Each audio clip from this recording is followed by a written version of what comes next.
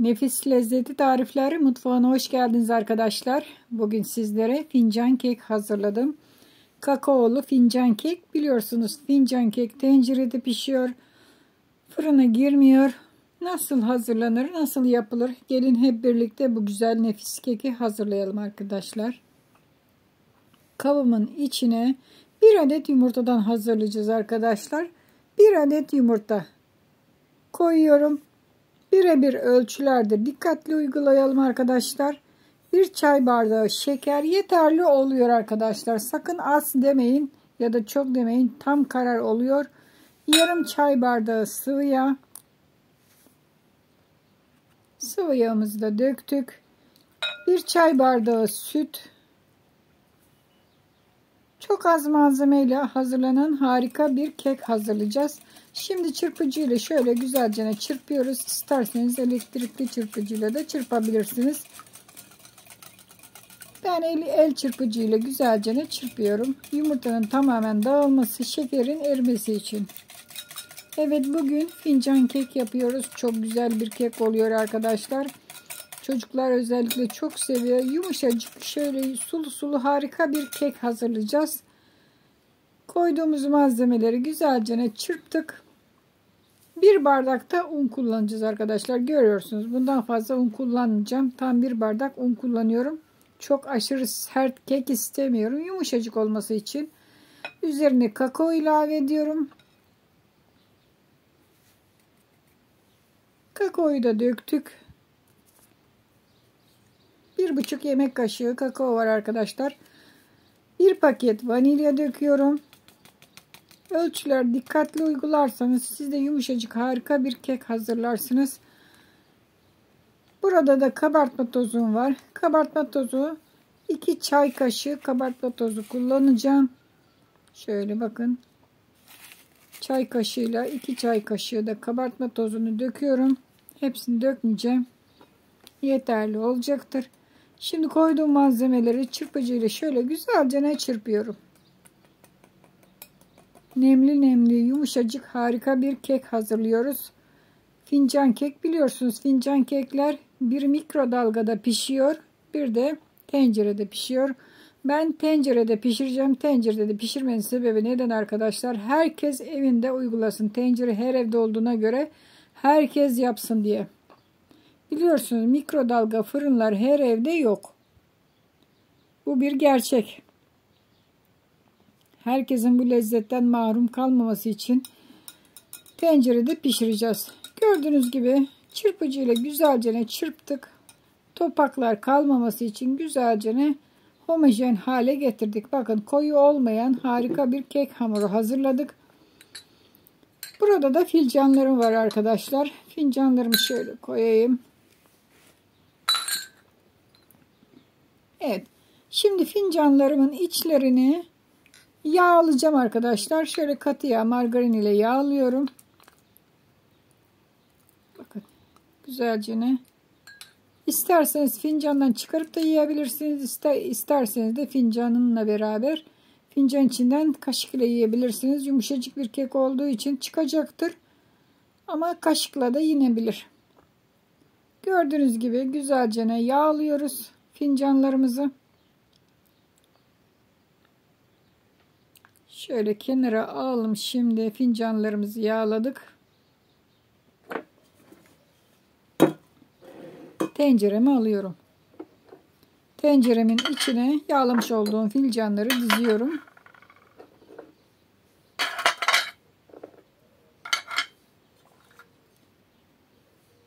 2, 4, 6, 7 adet fincanım var şu anda. Eğer kalırsa başka fincana da koyacağım arkadaşlar. Şimdi hazırlamış olduğum kek hamurunu şöyle bir bardağın içine döküyorum ki fincanlara dökmesi kolay olsun. Batmasın her tarafı. Pratiklik açısından gördüğünüz gibi. Şimdi fincanların içlerine yarıya gelecek şekilde döküyoruz arkadaşlar. Çok fazla doldurmayın. Çok doldursanız çok taşma yapabilir. Yarıya gelir gelmez o arada bırakın.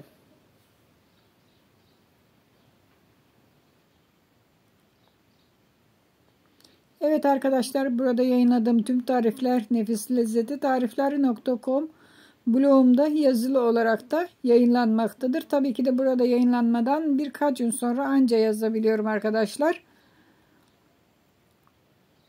Bol resimli, ayrıntılı bir şekilde blogumda da yazmaktayım. İsteyen arkadaşlar blogumu ziyaret edebilir. Evet arkadaşlar, gördüğünüz gibi azar azar hepsine koyduk. Hatta bir tane de fazladan çıktı, onu da koydum. Toplamda 8 fincan oldu. Çok fazla doldurmamaya özen gösterelim. Özellikle söylüyorum. Şimdi sıra suyunu koymaya geldi. Tenceremin içine suyu döküyorum. Suyum soğuk arkadaşlar. Kaynak su değil. Soğuk su koyuyorum. Şöyle fincanların yarıya gelecek şekilde suyunu döküyorum. Evet, suyunu da verdik. Şimdi ocağa pişmek üzere götürüyoruz.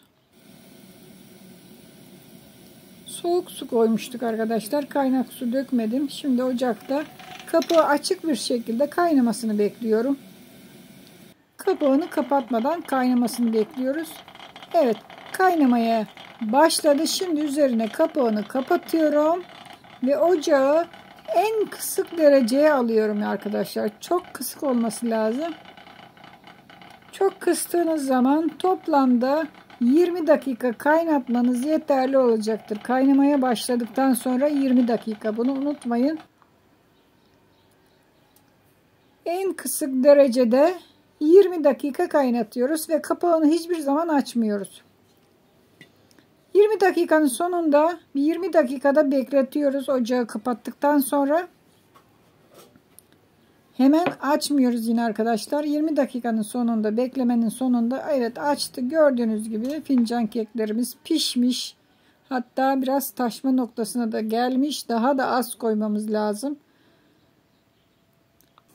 Ama bu şekilde de çok güzel oluyor. Şöyle akan yerleri görüntü olarak da çok güzel oluyor. Evet. Tencereden çıkardık fincan kekleri ve soğumasını, tamamen soğumasını bekliyoruz. Harika görünüyorlar. Yumuşacık, nemli nemli harika bir kek hazırladık. Tamamen soğumasını fincanlarda bekliyorum. Ve soğuduktan sonra üzerine pudra şekeri serpiyorum. İsterseniz çikolata sos da yapıp dökebilirsiniz. Fındık fıstık ile de süsleyebilirsiniz. Ama bu şekilde de çok da güzel yenecektir. Evet, fincan keklerimiz şu anda hazır arkadaşlar. Tamamen soğudu. Üzerine pudra şekerlerini de septik. Muhteşem görünüyor. Harika bir kek hazırladık arkadaşlar.